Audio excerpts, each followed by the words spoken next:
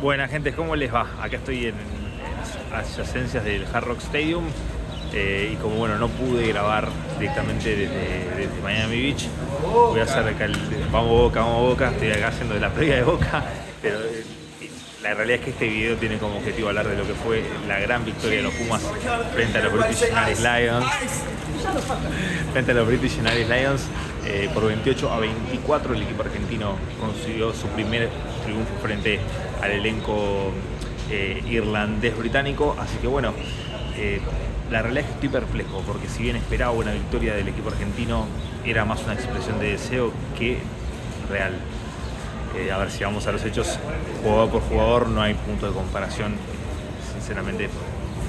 Ellos llevaban mejor, los Pumas no tenían ni a Tomás Gallo, no estaba Juan Cruz Malía, Santiago Chocobares, Guido Petty, Efraín Elías, Lucas Paulos. La realidad es que eran varias bajas. Jerónimo Lafuente tampoco hizo un jugador importantísimo.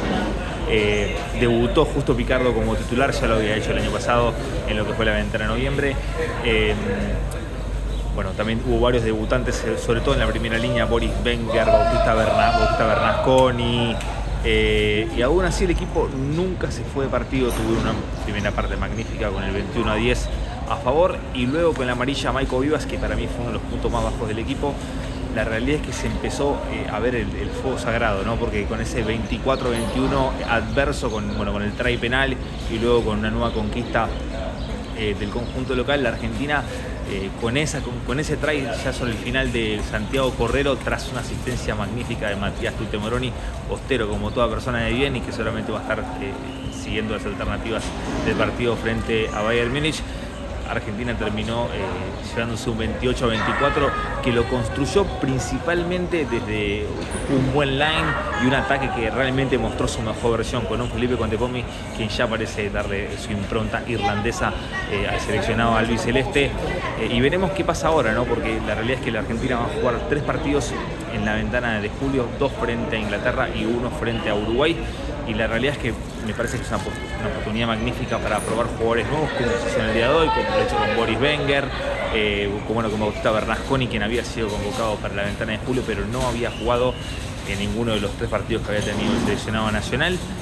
Y bueno, gente, simplemente eso con respecto a la ventana de julio, pero me quiero quedar con la actitud del equipo, ¿no? Con lo más importante que es la actitud, más allá del ataque que estuvo muy bien. La figura fue Tomás Albornoz, claramente Tomás Albornoz, fundamentalmente por lo que hizo con el juego en el pie, más allá de que al principio estuvo un poco errático, sobre todo con lo que fue su primera conversión.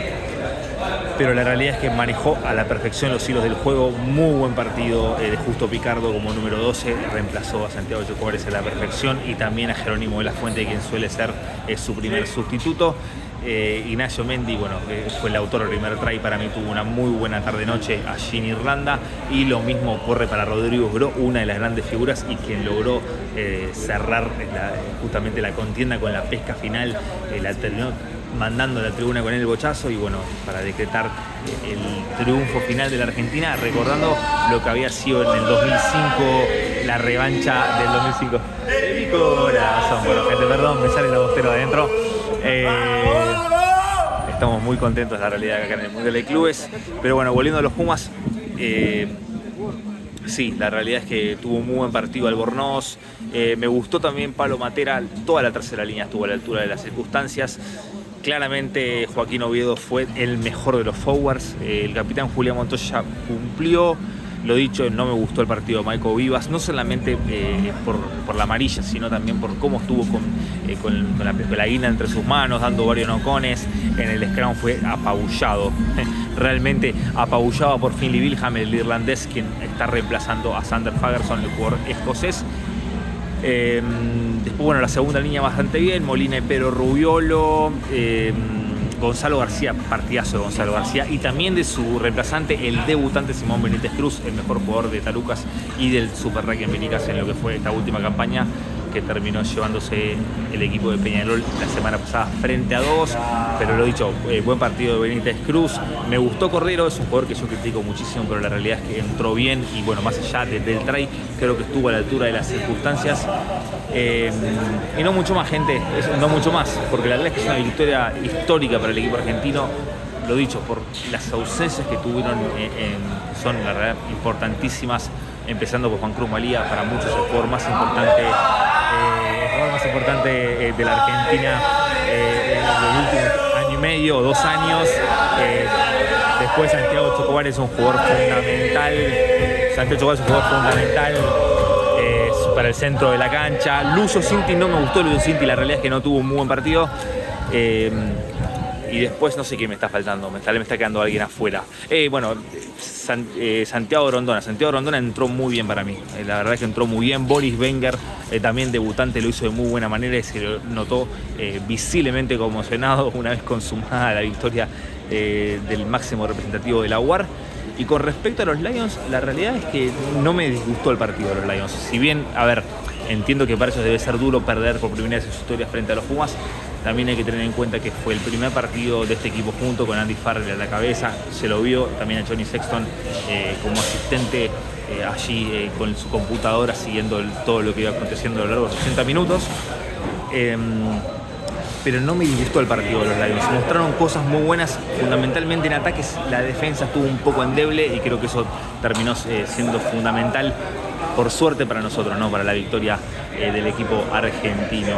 ¿Qué es lo que se le viene al seleccionado nacional? Lo dicho, los 2 partidos frente a Inglaterra el día 5 de julio en La Plata a partir de las 4:40 de la tarde y posteriormente el día 12 lo harán frente a La Rosa nuevamente, pero en el Estadio Bicentenario de San Juan.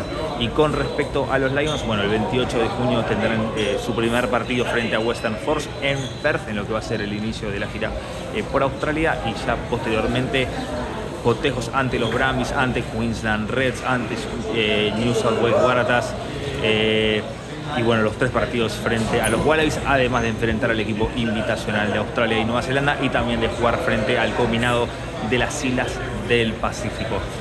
Así que gente, eso ha sido todo. Nos reencontraremos seguramente en los próximos días con más contenido.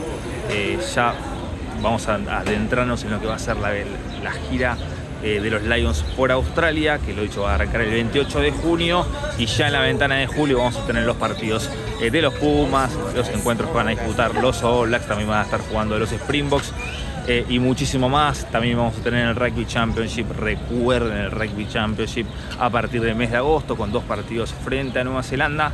El primero de ellos será en el estadio Mario Alberto Kempes de Córdoba, posteriormente en la cancha de Vélez, 2 cotejos frente a Australia en Sydney y en Townsville, y 2 frente a Sudáfrica. El primero de ellos será en el Kings Park Stadium, donde los Pumas le ganaron por primera vez en su historia en el 2015 con los Pumas del 65 en la tribuna.